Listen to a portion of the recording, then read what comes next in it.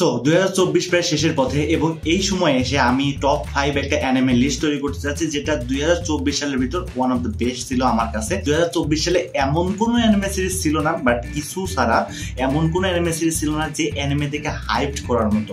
ভাই লাস্ট ইয়ারে ভিনল্যান্ড সাগার মতো এমন একটা মাস্টারপিস আমরা দেখতে পারছিলাম, বাট এই ইয়ারে তেমন কোনো মাস্টারপিস আমরা টোটালি ভাবে দেখতে পারি নাই বললেও চলে। আবার কিছু ক্ষেত্রে এটা অন্য টপিকও ধরে যায়। তো টপ 5 অ্যানিমের মধ্যে যেটা সাজেস্ট করা যায় 2024 সালে যেগুলো এসেছে সেইগুলোর মধ্যে যে অ্যানিমেগুলো আমার চয়েসে আছে সেইগুলো আপনাদের সাথে আজকে শেয়ার করব, এবং এটা টোটালি আমার একটা রেটিং। সো আপনার রেটিংটা পরিবর্তন হইতে পারে, আপনার রেটিং যেটা যেটা থাকবে সেটা অবশ্যই কমেন্ট সেকশনে আমাকে জানাবেন। তো সর্বপ্রথমে অনারেবল মেনশনের সাথে একটা অ্যানিমের নাম নিতে চাই, সেটা হলো ফিরেন। অ্যান্ড এই ফিরেন অ্যানিমেটার অনেক ভালো রিভিউ দেখছি আমি, বাট অ্যাকচুয়ালি ভাবে এই অ্যানিমে সিরিজটা এখনো আমি দেখিনি পার্সোনালি। এই অ্যানিমে যেহেতু খুব ভালো একটা রেটিং পেয়েছে এবং ভিনল্যান্ড সাগার একটা স্টোরি টাইপ এই অ্যানিমে সিরিজটা, এবং অনেকেরই আমি রিভিউ অ্যান্ড অনেকেরই মতামত টাইপ বলতে পারেন এই জিনিসগুলো আমি দেখছি অ্যান্ড ভিডিও দেখছি কিছু কিছু জিনিস। তো ওই জন্য আমি এই অ্যানিমেটাকে আমার লিস্টে আনতে পারতেছি না, বাট এটা সম্মানপূর্বক বলতেছি যে এটা লিস্টে থাকা উচিত ছিল। তো নাম্বার 5 আমি যে অ্যানিমেটাকে রাখতে চলেছি সেটা হলো demon slayer Hashira training arc. Yes brother, আপনাদের মতামতটা এখানে আমাদের সাথে দ্বিমত হইতে পারে। তো ডিমন স্লেয়ারকে আমি নাম্বার 5 এ রাখার কিছু রিজন আপনাদেরকে বলি। তো প্রথমত আমরা ডিমন স্লেয়ার হাশিরা ট্রেনিং আর্কের ভিতরে একমাত্র অ্যানিমেশন ছাড়া তেমন কোনো স্টোরি ডেভেলপমেন্ট এবং ক্যারেক্টার ডেভেলপমেন্ট কাইন্ডলি দেখতে পারছি, বাট তেমন কোনো হাইপ এপিসোড দেখতে পাই নাই। আর সবচেয়ে বড় কারণ হলো ভাই ডিমন স্লেয়ারের যে সর্বপ্রথম হাশিরা ট্রেনিং আর্কে একটা মুভি রিলিজ করছিল, অ্যান্ড ওই মুভিটার ভাই টোটালি ডিজাস্টার একটা মুভি ছিল, এবং অ্যানিমেটররা এমন গাঁজা খায় এই মুভিটা বানাইছিল ভাই যে তারা ইন ক্রেডিট সিন পর্যন্ত কাটতে বলে গেছে। লাইক আমরা যে সোলো লেভেলিং দেখলাম, তো সোলো লেভেলিং এর ভিতর কিন্তু তারা কোনো ইন ক্রেডিট সিন দেয় নাই, এবং তারা সম্পূর্ণ যে অ্যানিমে সিরিজটা আছে সেটাকে কট আপ করে একটা মুভি টাইপই বানাই দিছে। অ্যান্ড কাইন্ডলি ভাবে ওইটা আমি বলতে পারি যে ওইটা একটা মুভি ছিল, বাট ডিমন স্লেয়ারের 2টা সিজন জাস্ট অ্যাডজাস্ট করে একটা মুভি বানাই দিছে। তো এর পরের বছরে হয়তো আমরা ভালো ভালো কিছু মুভি এবং ভালো ভালো কিছু কন্টেন্ট আমরা ডিমন স্লেয়ারের পক্ষ থেকে দেখবো। আর এটার যদি রেটিং দিতে বলেন আপনারা, তো 6 আউট অফ 10 দিব আমি। এর চেয়ে বেশি আই ডোন্ট থিঙ্ক সো আমার উঠতে পারবে। তো নাম্বার 4 আমি রাখতেছি কাইজো নাম্বার 8 কে। Taking you into custody.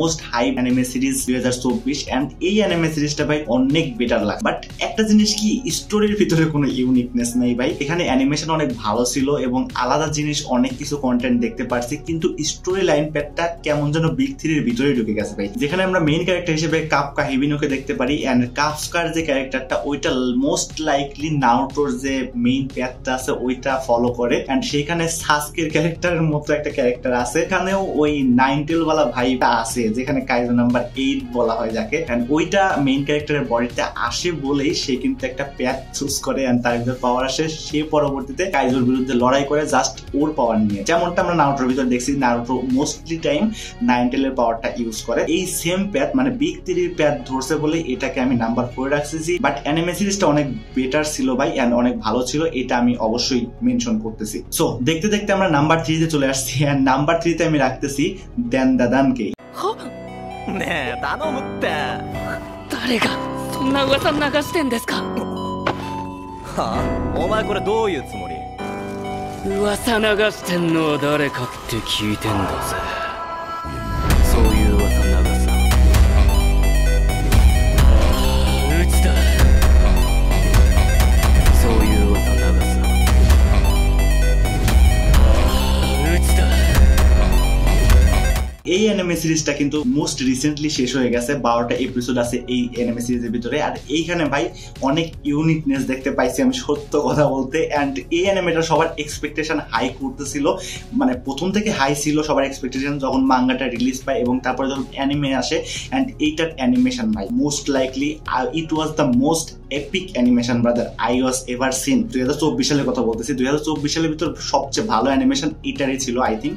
And এইটার ভিতরে কিছু ইউনিকনেস কাহিনী আমরা দেখতে পাচ্ছি, যেখানে গোস্টের স্টোরি কন্টিনিউ করা হয়, যেখানে এলিয়েনের স্টোরি কন্টিনিউ করা হয়, যেখানে মেইন ক্যারেক্টার আলাদা একটা প্যাথ ধরে ফেলে। অ্যান্ড এটা বিগ থ্রির যে একটা কনসেপ্ট আছে সেই কনসেপ্টের ভিতরে অন্তত নেই। এই জিনিসটার জন্য এই অ্যানিমে সিরিজটাকে আমি রাখছি আমাদের নাম্বার 3-তে। সো নাম্বার 2, অ্যান্ড নাম্বার 2-তে আমি রেখেছি সোলো ফিকিং লিবলিংকে।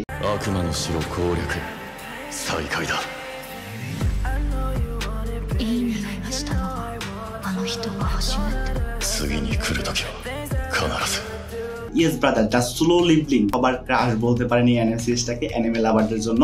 তো এই অ্যানিমে সিরিজটা সত্য কথা বলতে পার্সোনালি ভাবে আমার অনেক ফেভারিট। অ্যান্ড ফেভারিট বললেই না, এটার ভিতরে আরো কিছু কনসেপ্ট আছে, সেই কনসেপ্টগুলো আমরা সাধারণত দেখতে পারি না, আবার কিছুটা মিলও আছে বলতে পারেন।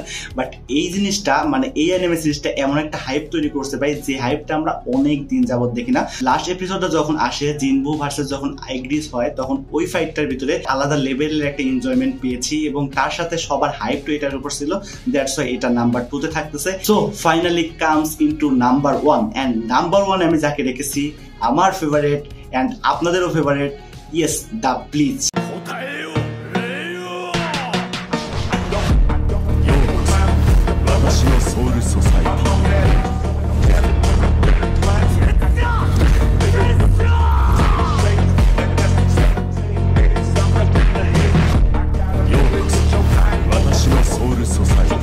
ব্লিচের ভিতরে এমন কেউ নাই দা আইজেনকে চেনে না। Aizen sama the best villain ever. And ব্লিচের এই পুরো সিজনটা অর্থাৎ 1000 ব্লাড ওয়ার পার্ট 3, এই পুরো সিজনটা শুধুমাত্র আইজেনের উপরে ফোকাস না। এন্ড এখানে আইজেন মুভমেন্ট করা শুরু করছে, অলদো আমি জানি। এন্ড ওনাকে নিয়ে সবচেয়ে বেশি হাইপড। এন্ড তার সাথে শিনচুয়ের বাঙ্কাইয়ের কথা কিভাবে আমরা বলতে পারি, it is the most epic bankai ever brother.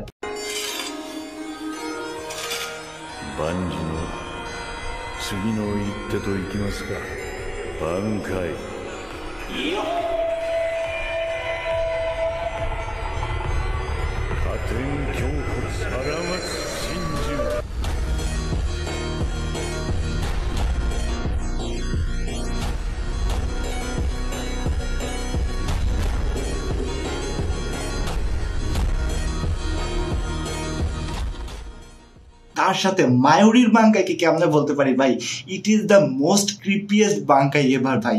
মাত্তাকু সুবারাশি তাতাকাই দাই।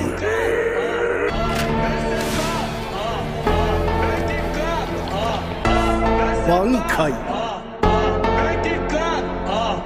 কনজিচিয়া সুজিজিজু মাতাই ফুই শোতাই।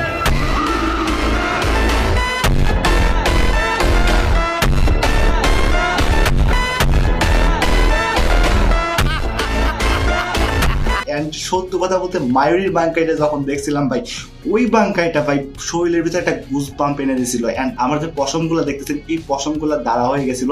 ইভেন আমি মনে করতেছি এখনো আমার পশমগুলো লিটারালি দাঁড়া হয়ে যাচ্ছে, যে যখন মায়ুরির বাঙ্কাইটা দেখছিলাম আমি, তখন ওই জিনিসটা আমার মাথার ভিতরে গেঁপে গেছিল ভাই, যে এটার চেয়ে ক্রিপিয়েস্ট বাঙ্কাই আর হইতেই পারে না।